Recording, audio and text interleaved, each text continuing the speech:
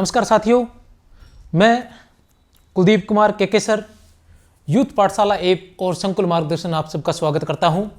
नवयुग की तुम मीरा बनकर, नवयुग की तुम मीरा बनकर जग प्रांगण में छाई, नवयुग की तुम मीरा बनकर जग प्रांगण में छाई, नवयुग की तुम मीरा बनकर जग प्रांगण में छाई।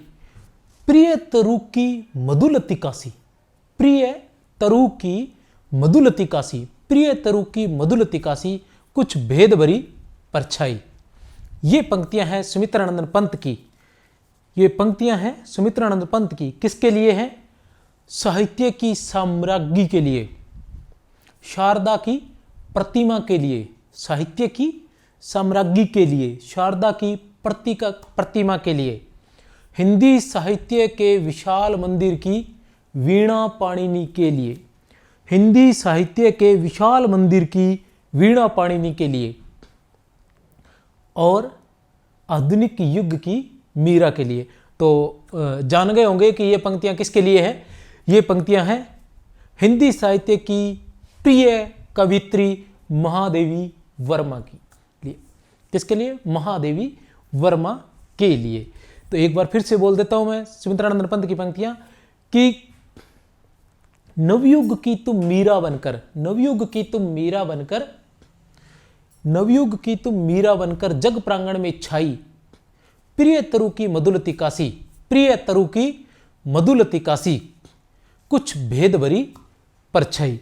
तो साथियों, आज हम सब लोग महादेवी वर्मा का अध्ययन करेंगे। आज मैं आप लोगों को महादेवी वर्मा के बारे में विस्तार से और ट्रिक के माध्यम से दोनों ही तरीके से पढ़ाऊंगा और पूरा प्रयास करूंगा कि आपको यह वीडियो देखने के बाद महादेवी वर्मा का जीवन परिचय, उनके काव्य संग्रह, उनके संस्मरणात्मक रेखाचित्र, उनके निबंध, उनकी अन्य रचनाएं आपको सन सहित क्रम से बहुत ही अच्छे से याद हो जाए। तो सबसे पहले हम महादेवी वर्मा के जीवन परिचय का अध्ययन करेंगे, थोड़ा विस्तार से जानने का प्रयास करेंगे। किसके? महादेवी वर्मा।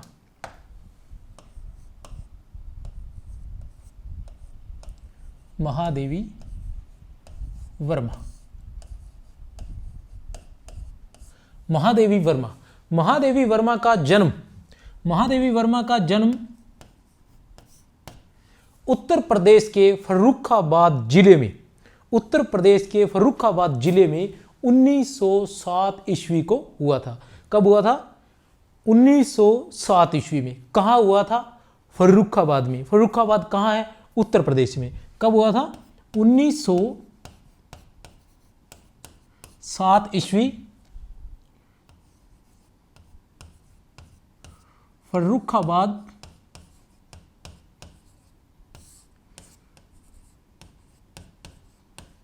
उत्तर प्रदेश में, फर्रुखाबाद उत्तर प्रदेश में।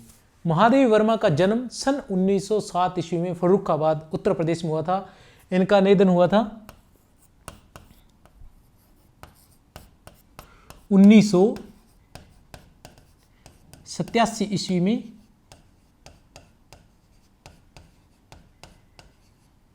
इलाहाबाद में। 1987 ईस्वी में इलाहाबाद में। इनकी माता का नाम था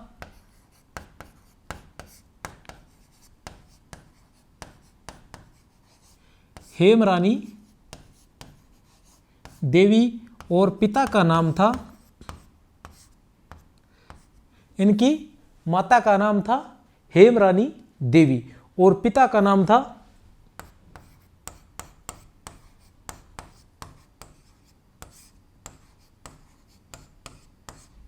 गोविंद वर्मा। इनकी माता का नाम था हेमरानी देवी और पिता का नाम था गोविंद वर्मा। इनको बचपन से ही काव्य में बहुत अधिक रुचि थी। महादेवी वर्मा की बचपन से ही काव्य में बहुत अधिक रुचि थी।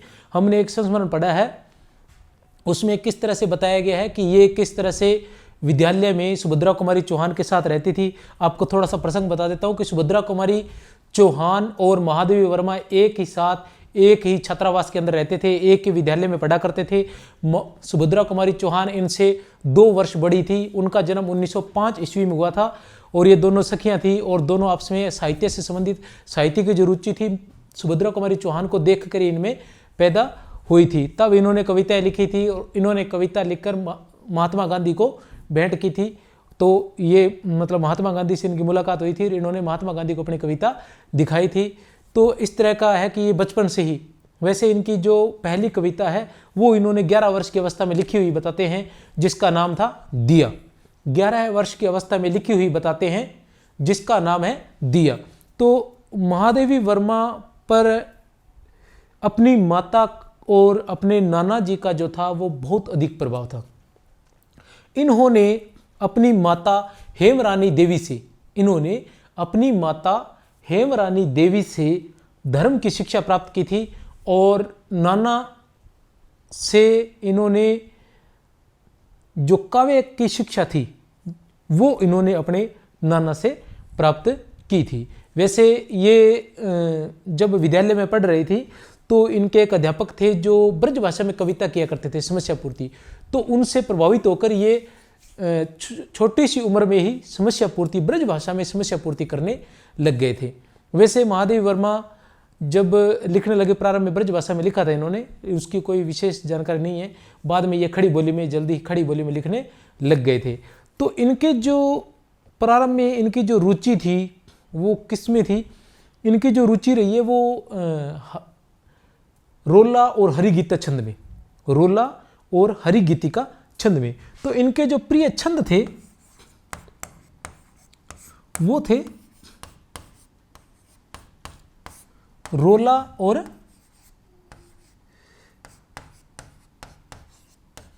हरिगीतिका, और इनके प्रिय प्रतीक थे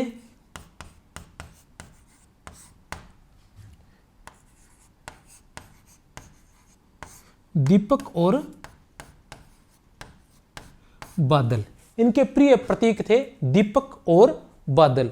मधुर मधुर मेरे दीपक जल, मधुर मधुर मेरे दीपक जल, प्रति युग प्रतिदिन, प्रति युग प्रतिदिन, प्रति क्षण प्रतिपल, प्रति युग प्रतिदिन, प्रति क्षण प्रतिपल, प्रियतम का पथ आलोकित कर। मधुर मधुर मेरे दीपक जल, प्रति युग प्रतिदिन, प्रति क्षण प्रतिपल, प्रियतम का पथ आलोकित कर। ये पंक्तियां थी महादेवी वर्मा की। दीपक इनका प्रिय जो था प्रतीक था। इन्होंने जो काव्य लिखा वो उसकी जो भाषा थी वो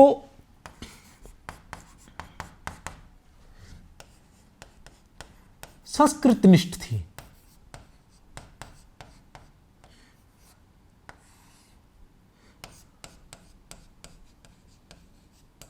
तत्सम शब्द प्रधान, तत्सम शब्दों की उनमें अधिकता थी। इनके जो काव्य था उनके अंदर तत्सम शब्दों की अधिकता थी। महादेवी वर्मा मैथिलीषण गुप्त से बहुत अधिक प्रभावित थी, मैथिलीषण गुप्त से।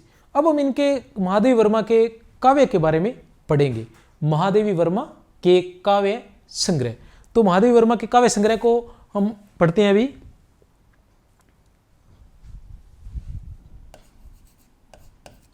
काव्य संग्रह, महादेवी वर्मा के काव्य संग्रह एक बार मैं बता देता हूं आप लोगों को। निहार रश्मि नीरजा संध्या गीत, निहार रश्मि नीरजा संध्या गीत और यम, ये इनके प्रमुख काव्य संग्रह थे।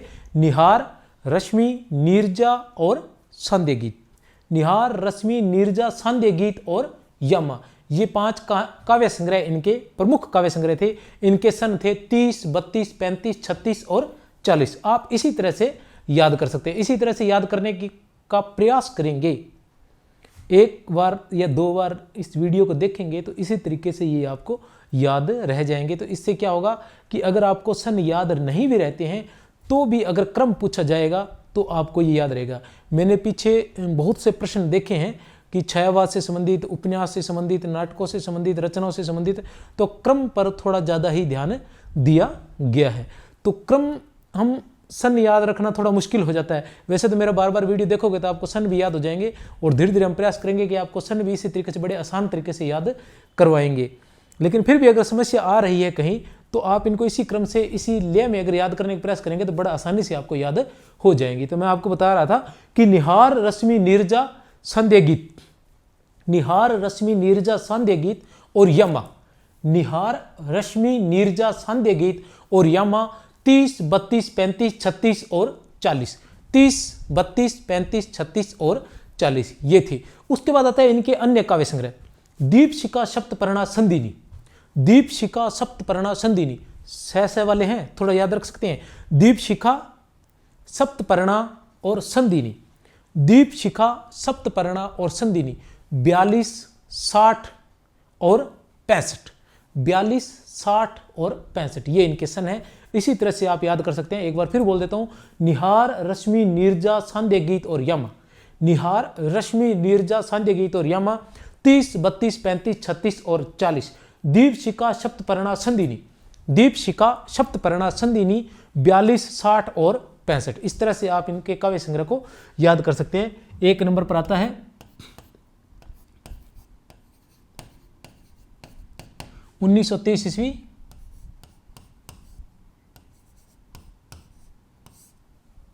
निहार। दूसरा है 1932 ईस्वी, रश्मि। तीसरा है 1935 ईस्वी, निहार रश्मि नीरजा, निहार रश्मि नीरजा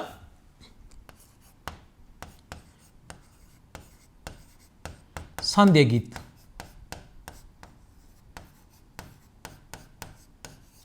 निहार रश्मि नीरजा सांध्य गीत।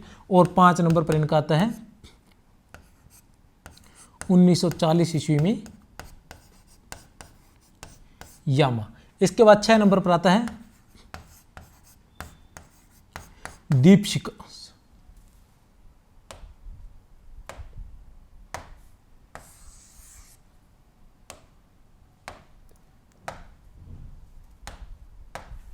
छह नंबर पर इनका आता है 1942 ईस्वी,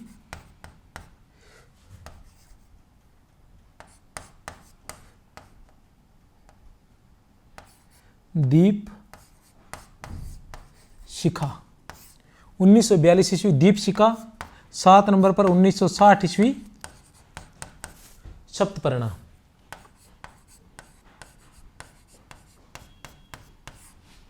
और 8 नंबर पर है 1965 ईस्वी संधिनी।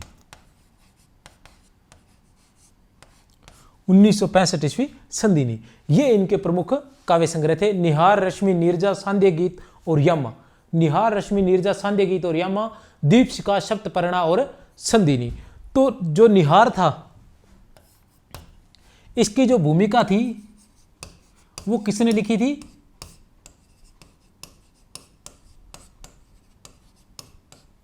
अयोध्या प्रसाद उपाध्याय ने।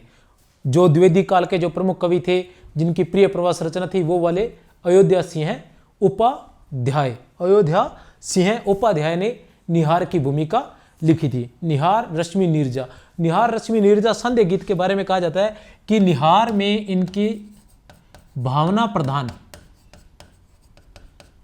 और भावना प्रधान जो कविताएं थी वो है। निहार में भावना प्रधान कविताएं हैं। और रश्मि में काम प्रधान और नीरजा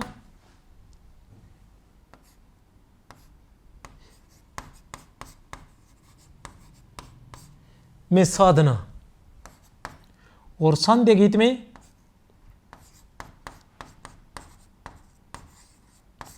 बौद्धिक दर्शन। और यह इनका अलग था। दीपशिखा में यह और अधिक सुदृढ़ हो जाता है इनका बौद्धिक दर्शन। जो निहार है उसमें इनके बताते हैं भावना प्रधान। प्रारंभिक काव्य था तो भावना अधिक महत्वपूर्ण थी, भावात्मक रूप से लिखे गए थे। ये जो कविताएं थी वो इसमें संग्रहित हैं। उसके बाद रश्मि आता है। रश्मि में जो भावना थी वो काम्य में प्रतीक हो गई, मतलब बदल गई, और नीरजा के अंदर इनकी साधना में होगी। उसके बाद सांध्य गीत में बौद्धिक दर्शन, दर्शन में इनका ज़्यादा महत्व, दर्शन की तरफ इनका जो था काव्य का विषय था वो दर्शन की तरफ अधिक मुड़ गया था। इनके बारे में डॉक्टर बच्चन सिंह लिखते हैं, कौन? डॉक्टर बच्चन सिंह।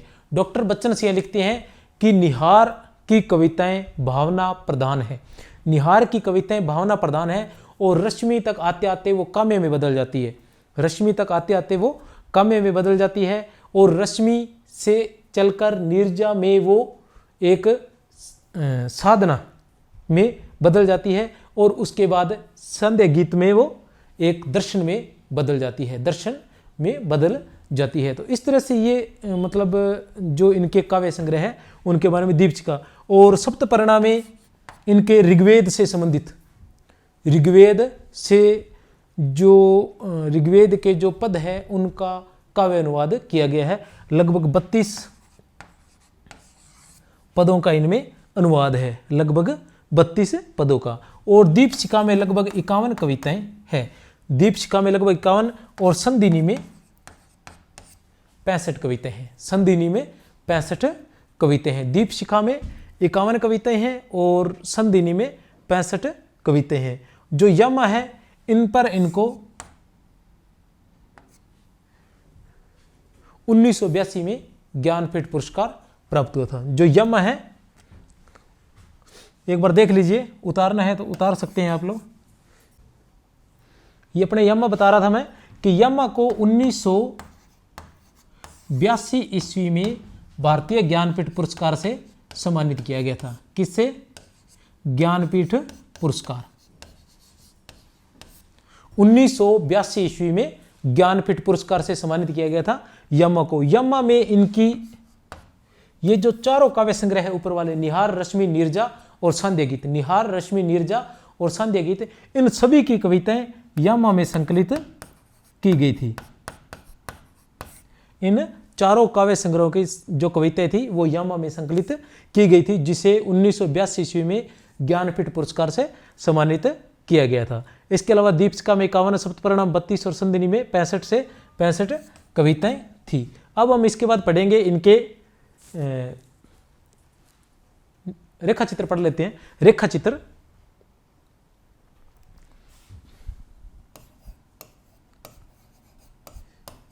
रेखा चित्र या संस्मरण, या फिर बोल सकते हैं संस्मरणात्मक रेखा चित्र।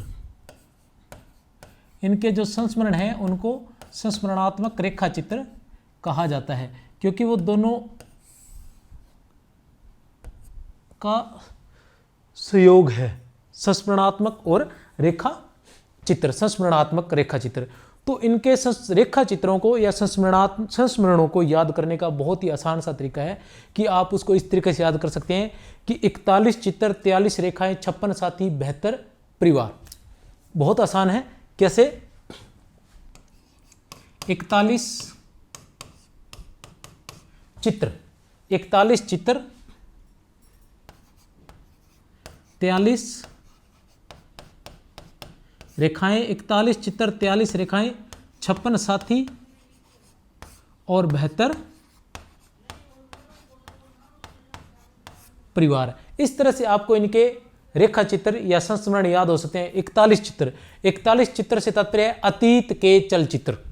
41 में प्रकाशित हुए थे अतीत के चलचित्र। 43 में स्मृति की रेखाएं, 43 में स्मृति की रेखाएं, और 1956 में पथ के साथी, 1956 में पथ के साथी, और 1972 में मेरा परिवार, 1972 में मेरा परिवार। तो बहुत ही आसान तरीके से हम इनको याद कर सकते हैं। कैसे? एक बार फिर बोल देता हूं। 41 चित्र, 43 रेखाएं, 41 चित्र, 43 रेखाएं, 56 साथी, 72 परिवार। 41 चित्र, 43 रेखाएं, 56 साथी और 72 परिवार। 41 चित्र, 43 रेखाएं, 56 साथी और 72 परिवार। एक बार फिर से नोट कर देता हूं मैं। 1941 में अतीत के चलचित्र, अतीत के चलचित्र। 1943 में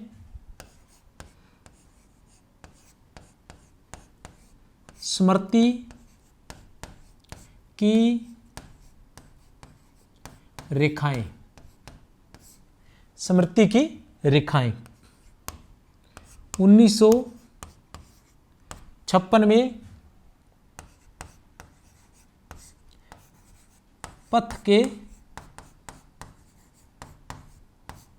साथी और 1972 में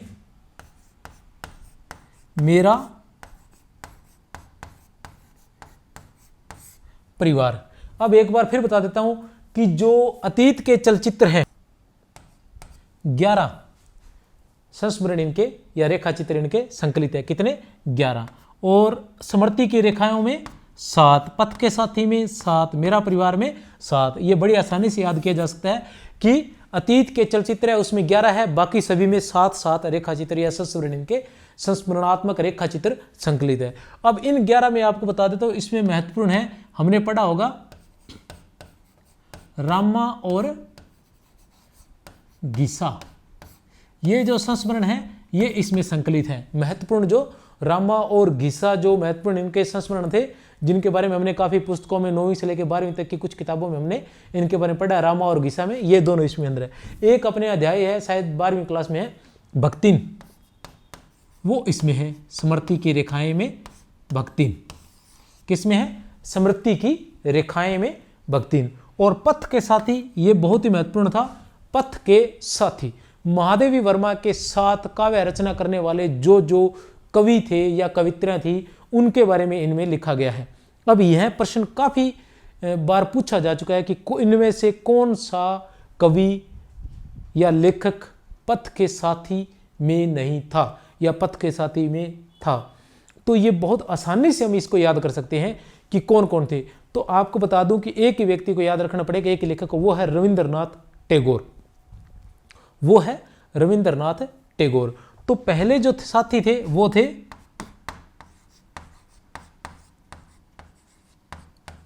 रविंद्रनाथ टैगोर। इसके बाद 2 भाई थे। कौन कौन से भाई थे? मैथिली शरण गुप्त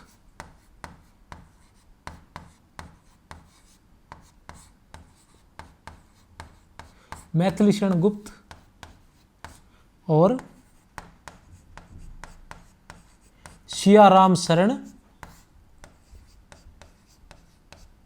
गुप्त।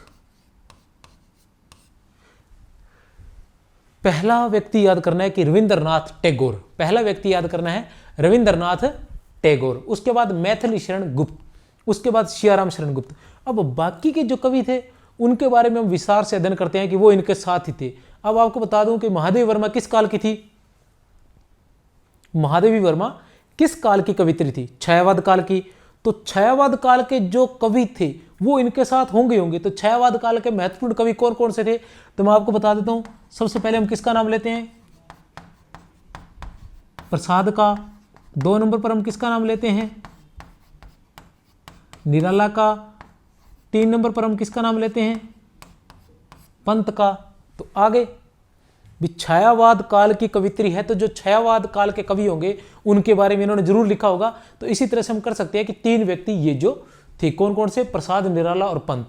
अब एक रहा है, तो एक जो थे वो कवित्री थी और आपको मैं पहले उनका जिक्र कर चुका हूं। कौन थे जिनके साथ ये रह चुके थे? वो है सुभद्रा कुमारी चौहान। कौन थे?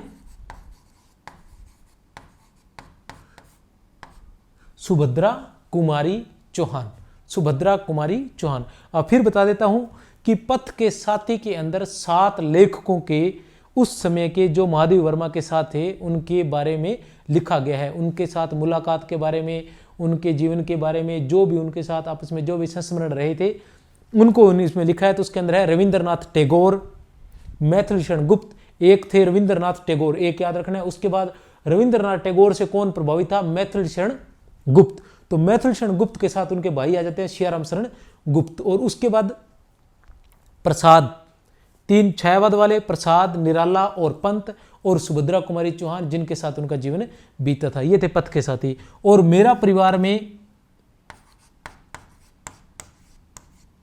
जो भी उनके पालतू जानवर थे, गाय है जैसे गोरा हो गए तो वो इसमें है, गोरा हो गया, या एक नेवले पर भी लिखा गया है नन्ना, ऐसा कुछ नाम है उसका, ठीक है। तो इस तरह से जो भी पालतू पशुओं पर जो कुछ भी लिखा गया था वो सभी मेरा परिवार में लिखा गया था। हम देख सकते हैं कि पथ के साथी लेखक थे, मेरा परिवार के अंदर पालतू, अतीत के चलचित्र और स्मृति के रेखाएं, ये जो उनके जीवन में जब जब जो व्यक्ति आया उनसे संबंधित जो भी उनके संस्मरण थे वो उनमें संकलित किए गए हैं। अतीत के चलचित्र में 11 है, स्मृति के रेखाएं में 7 है, पथ के साथी में 7 है, मेरा परिवार में भी 7 है। एक बार फिर से याद कर सकते हैं, 41 चित्र, 43 रेखाएं, 56 साथी और 72 परिवार। 41 चित्र, 43 रेखाएं, 56 साथी और 72 परिवार। 41 चित्र, 43 रेखाएं, 56 साथी और 72 परिवार।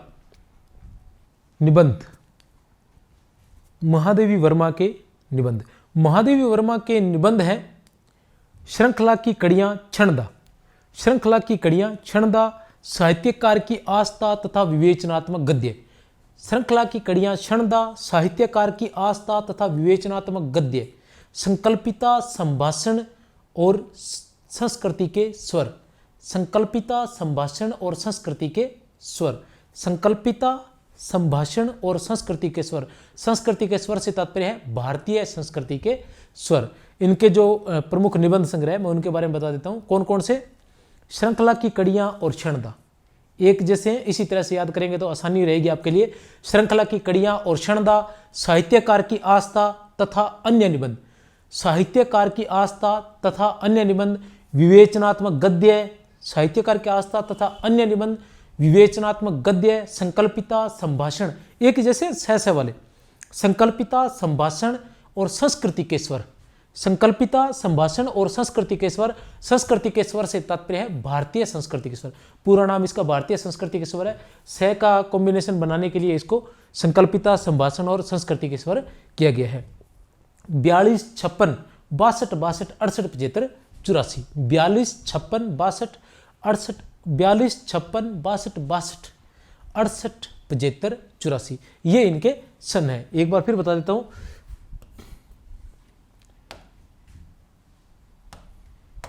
क्या है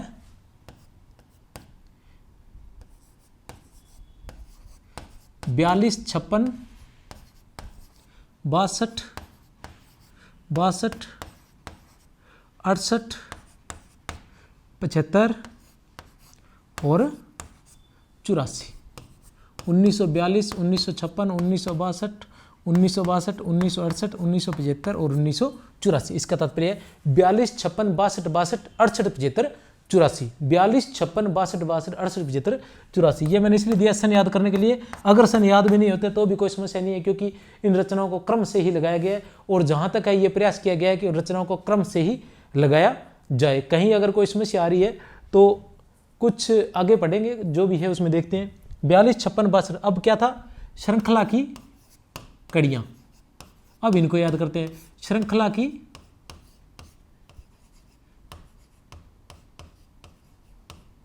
कड़ियां, श्रृंखला की कड़ियां और क्षणदा एक जैसे 6 का प्रयोग है। श्रृंखला की कड़ियां और क्षणदा। फिर आता है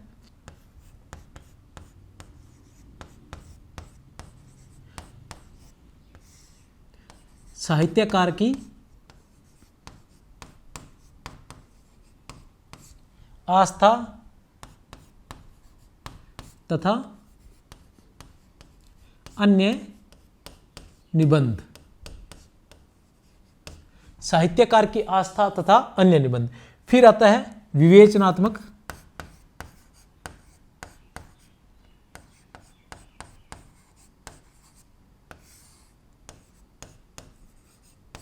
विवेचनात्मक गद्य। श्रृंखला की कड़ियां क्षणदा साहित्यकार की आस्था तथा अन्य निबंध विवेचनात्मक गद्य। फिर आता है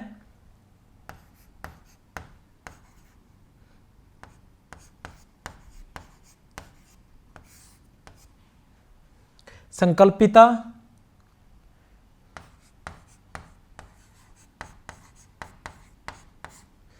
संभाषण और भारतीय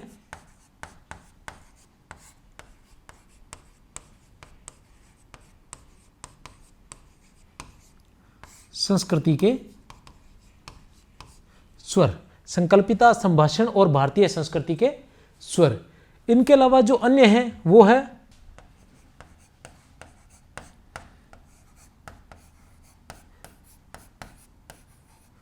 स्मारिका, स्मृति चित्र, संचयन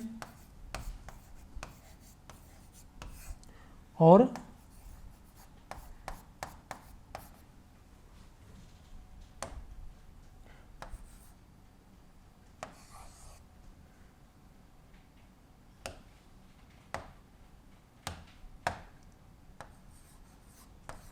दृष्टि बोध,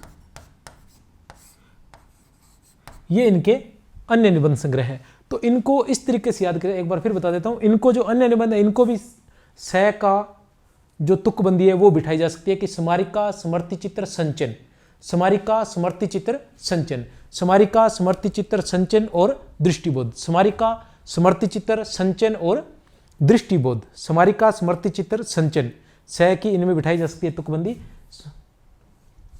स्मारिका, स्मृति चित्र, संचयन और दृष्टिबोध। इसके अलावा ये आखिरी वाले सभी आप देखे जाएं तो इनके सह की तुकबंदी बैठती है आखिरी वाले सभी निबंध संग्रह में। संकल्पिता, संभाषण, संस्कृति के स्वर, संकल्पिता, संभाषण, संकल्पिता, संभाषण, संस्कृति के स्वर, स्मारिका, स्मृति चित्र, संचयन, स्मारिका, स्मृति चित्र, संचयन, तीन तीन के टुकड़े, सह का जो तुकबंदी है वो बैठ रही है और तीन तीन के टुकड़ों में बैठ रही है। संकल्पिता, संभाषण और संस्कृति के स्वर, स्मारिका, स्मृति चित्र और संचयन, इस तरह से याद किए जाते हैं। और बाकी ऊपर वाले निबंध है श्रृंखला की कड़ियां और क्षणदा, साहित्यकार की आस्था तथा अन्य निबंध और विवेचनात्मक गद्य। जो अन्य निबंध है इसमें साहित्यकार की जो आस्था है यह एक ही निबंध है, एक, और जो अन्य निबंध है उसके अंदर विवेचनात्मक गद्य में जो 6 निबंध है वो यहाँ लिए गए हैं। इस तरह से कुल इसमें 7 ही निबंध है। साहित्यकार की आस्था तथा अन्य निबंध में 7 निबंध है जो यहाँ से लिए गए हैं। अब हम इसके बारे में निबंधों के बाद अब हम पढ़ेंगे एक बार इनके अन्य रचनाओं के बारे में। अन्य है संपादन। तो इन्होंने 4 पत्रों का संपादन किया था जिनके नाम है, एक है चांद, दूसरा है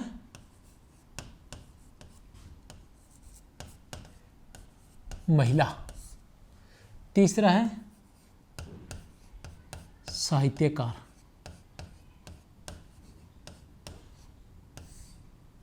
और 4 नंबर पर है विश्ववाणी।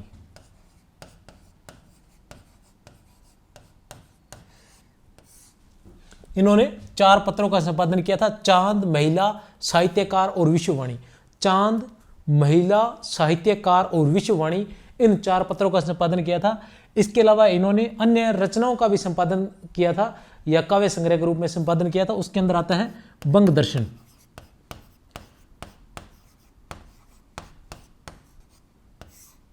बंग दर्शन। इसमें बंगाल के अकाल के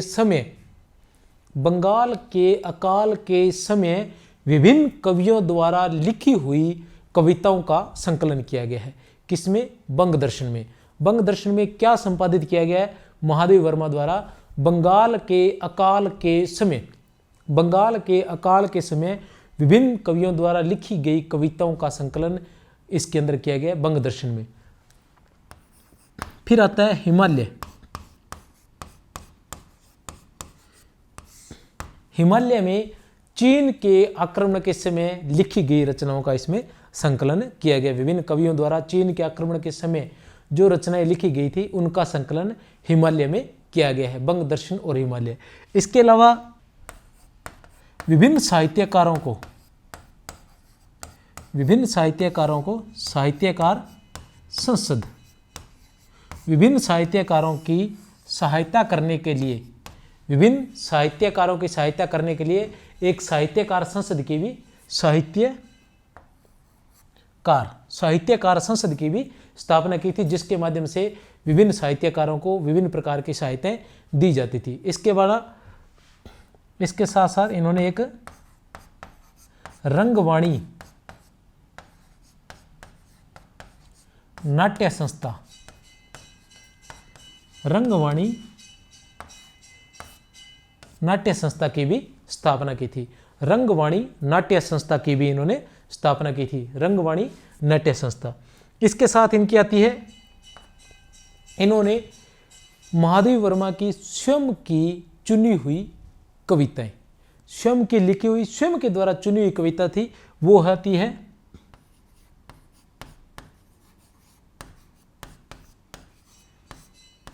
आधुनिक कवित्री महादेवी, इस नाम से 1940 ईस्वी में, आधुनिक कवित्री महादेवी 1940 ईस्वी में, इनके स्वयं के द्वारा चुनी हुई जो कविताएं थी वो उन्होंने इसके अंदर संकलित की थी। अभी हम महादेवी वर्मा के पढ़ेंगे सम्मान, उनको कौन कौन से सम्मान प्राप्त हुए थे, इनके बारे में दो सम्मान के बारे में हम लोग जानते हैं। जैसे एक ज्ञानपीठ पुरस्कार, भारतीय ज्ञानपीठ पुरस्कार प्राप्त हुआ था, जो 1982 ईस्वी में उन्हें प्राप्त हुआ था। 1982 ईस्वी में भारतीय ज्ञानपीठ पुरस्कार प्राप्त हुआ था, जो उनके काव्य संग्रह यमा के लिए प्राप्त हुआ था। और यमा जो काव्य संग्रह था वो उनके पूर्व के चारों काव्य संग्रहों का संकलित रूप था, या उन पूर्व के सभी चारों काव्य संग्रह जो निहार, रश्मि, नीरजा, संध्या गए थे, उनमें जो रचनाएं थी, जो कविताएं थी या जो गीत थे, वो सभी यामा में संकलित थे और यामा को ज्ञानपीठ पुरस्कार प्राप्त हुआ था। इसके अलावा उन्हें शेक्सपियर पुरस्कार भी प्राप्त हुआ था।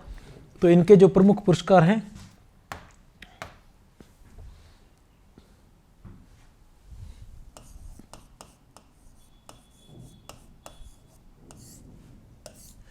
सबसे पहले 1934 में शेक्सपियर पुरस्कार,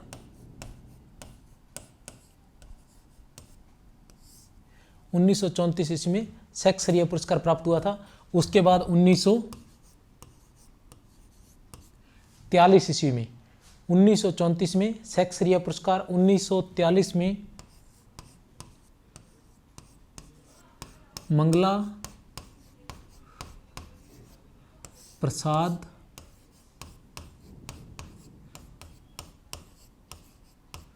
पारितोषिक, मंगला प्रसाद पारितोषिक। 1934 में शेक्सपियर पुरस्कार, 1943 में मंगला प्रसाद पारितोषिक। 1956 में पद्म भूषण, 1956 में इन्हें पद्म भूषण से सम्मानित किया गया था। 1982 में ज्ञानपीठ पुरस्कार,